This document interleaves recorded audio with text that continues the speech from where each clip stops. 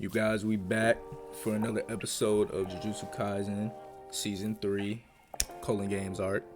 We on episode 5 now. Last week, absolute nutcase. Absolute nutty stuff.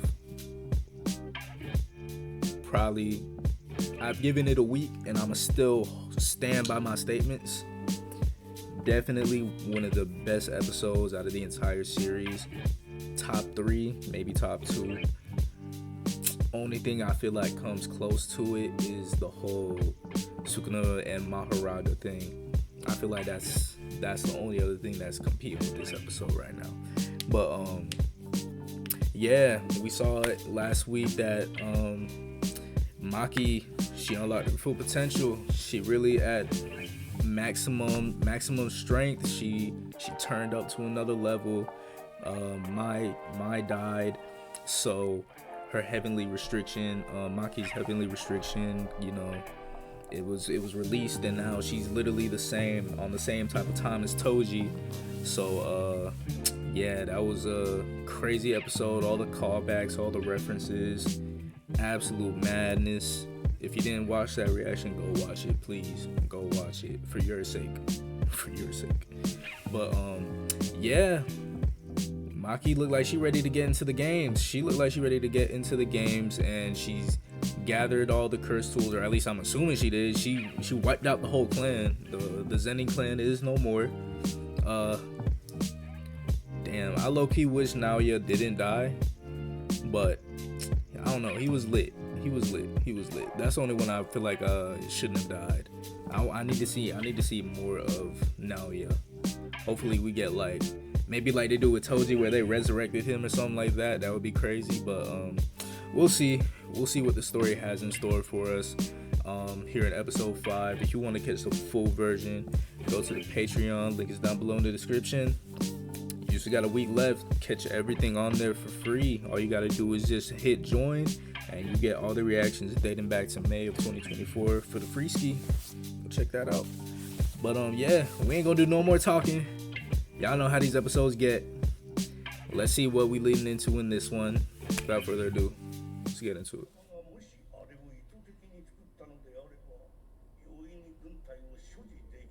Wait. No, we are running that back. Did I just hear him correctly? Nah, I gotta run it back. I ain't gonna lie. I'm finna start running these reactions back, because I'm not about to sit here and go through the whole episode and not peep game on what they really be saying. Because JJK be mad confusing sometimes. They be dropping bombs on you and you don't even realize they dropping bombs on you. Run that back. What did he just say? So Principal Yaga is a special grade. So that means, because I just recently, this past weekend, rewatched the Jujutsukaisen Zero movie. And in that movie, Geto explicitly stated there are 4 special grades. So at that time, the assumption can be made, he's talking about himself, Gojo, Yuta. So the 4th one had to be Yaga. Interesting. I never knew that. I don't know if it's been stated in the past, but this is the first I'm really at least realizing it, or maybe this is really the first time it's been explicitly stated. But I peeped the game in that movie. That movie, that was low-key talking about some shit, and it was just going under the radar. It was really going under the radar. In that movie, Maki deadass said, "Yeah, I'm gonna obliterate my whole clan one day," and then she was like, Yuta was like, "Yeah, maybe I'll help you out," and then she was like, "Nah. It only counts if I do it by myself." Huh? Anyways.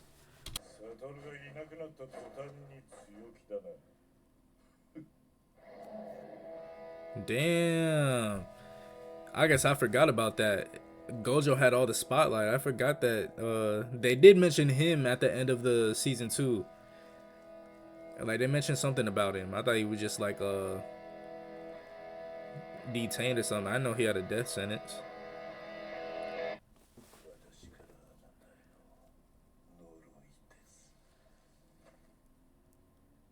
Huh. So now that only makes 2 people that know how to do it, right?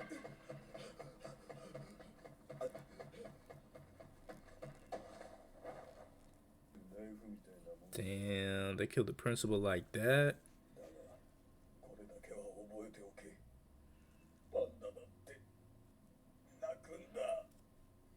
Damn, Panda, they bring you back. Give you some screen time just to show your pain, bro. Man, RIP to the principal, bro. They really trying to just erase all the old characters. Non-sorcerers, watching sorcerers.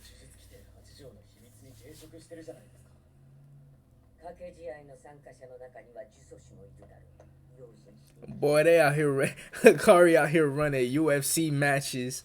He running sorcery UFC. I know them boys ain't getting paid either. Yeah, usually like, let me keep my mouth closed.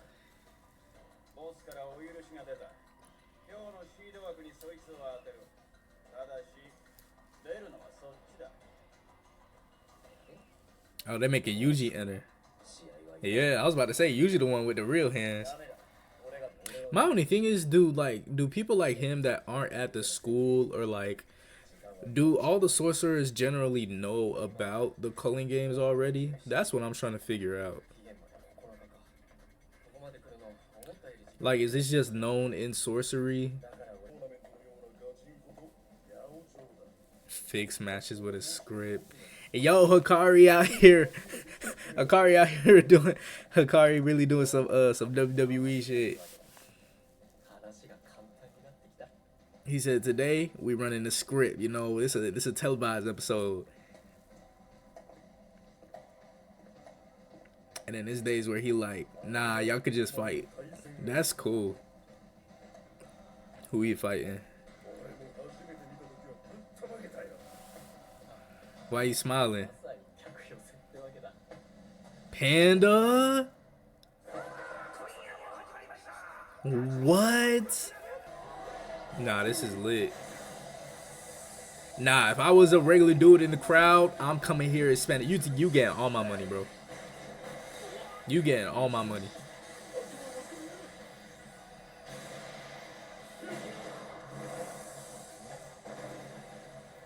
Nah, this literally like some WWE. They telling each other, they talking to each other while they fighting. And he going light too. Yeah, it's literally some WWE shit. Make it look good for the crowd. Yo, Panda selling the shit out these moves though. Yo, what his theme music is.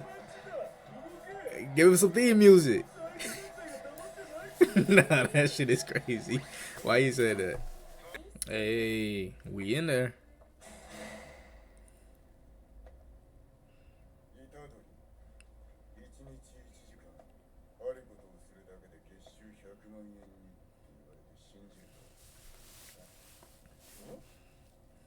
Hakari look like a mob boss. He look like he about that action.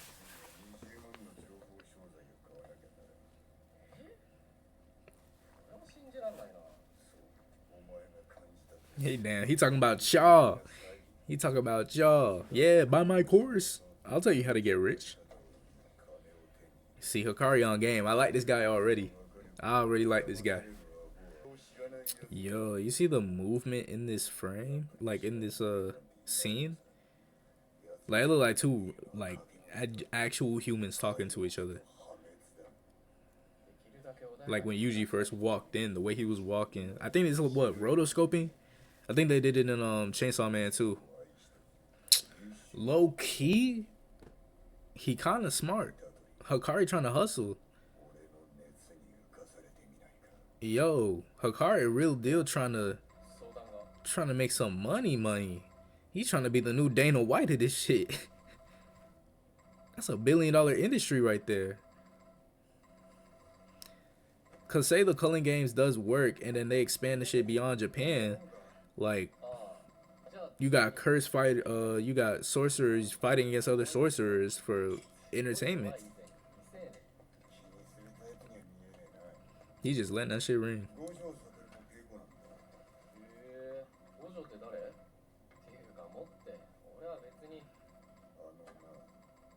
He already knows.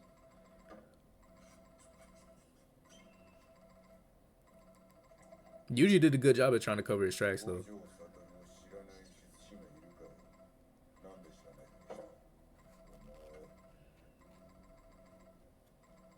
Damn. So he should have just acted like he did know Gojo. Damn.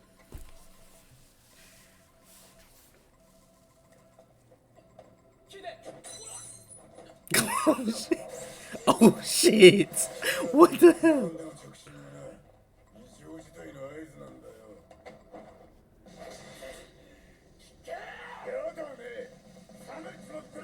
Oh, you let him lose the heat.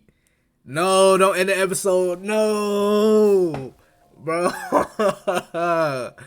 Damn. Oh man, I really like that. I really like that scene. That was a great scene. Damn, bro. All right. Yeah, that episode was tough. That episode was some heat.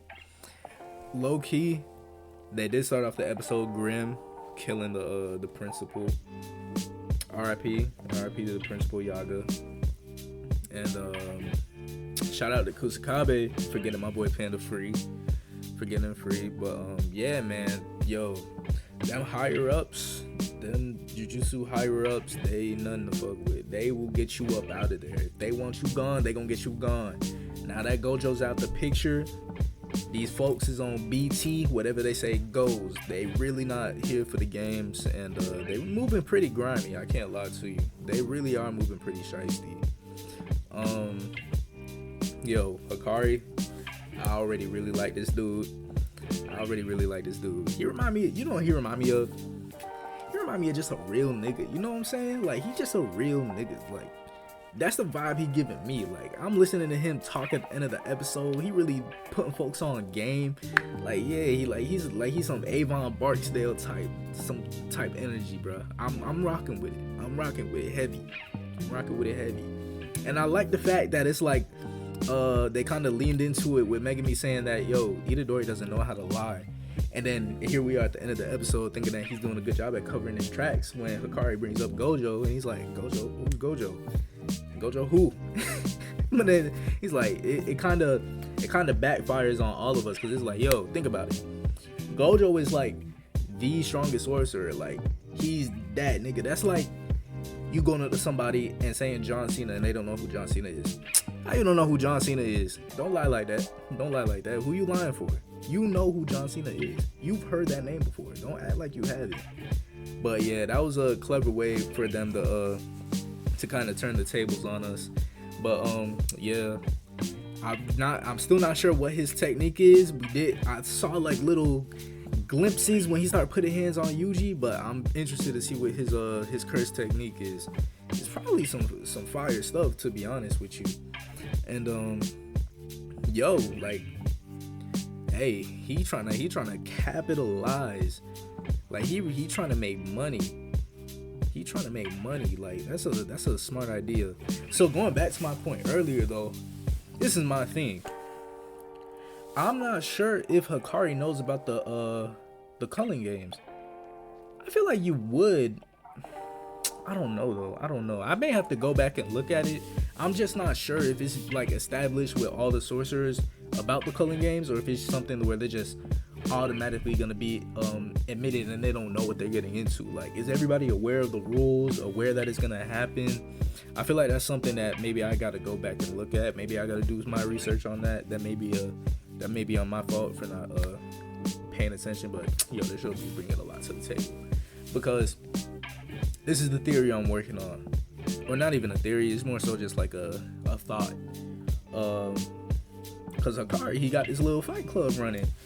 He really trying to get this shit to like gain traction. So like, yo, we can expand on this. You know what I'm saying? Like, this gonna be Japan's version of UFC Ultimate Fighter type vibe. Gear it towards the non-sorcerers.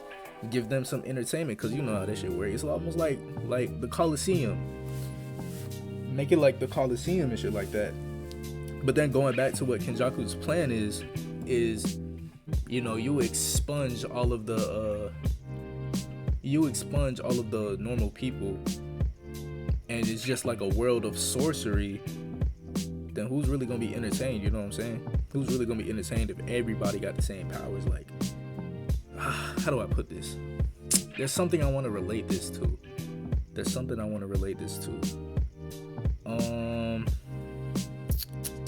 What do I want to relate this to? Because there's another show that low-key has something similar. Not exactly the same, but like,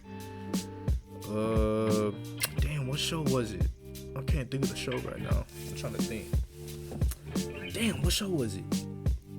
But it's kind of like they got the special abilities, and then the people on the outside are normal, and they get like extreme entertainment out of it, and it's almost like it's its own industry. You know what I'm saying? Like, in the real world, it's the physically gifted that are doing these events, these athletes, these trained athletes. They're doing this, that, and third.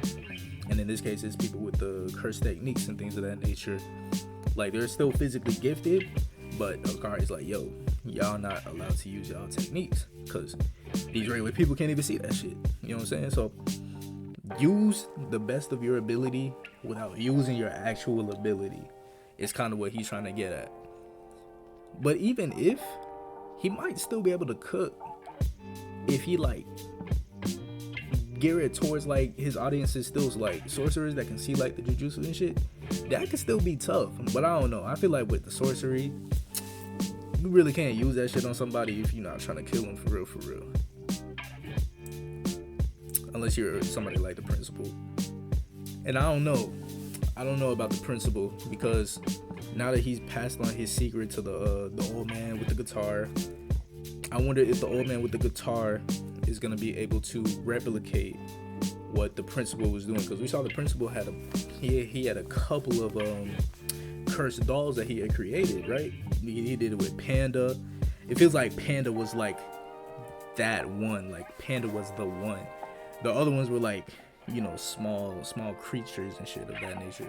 But Panda's a problem. I wonder if now that the principal has kind of passed that secret along to the old man, if the old man is gonna use that to try and create an army, like they were saying, like, yo, if like this is your technique, like you're so dangerous, you could literally create an army if you wanted to. So I wonder if they're gonna use that, or like the higher ups are gonna be able to use that to make their own army, and possibly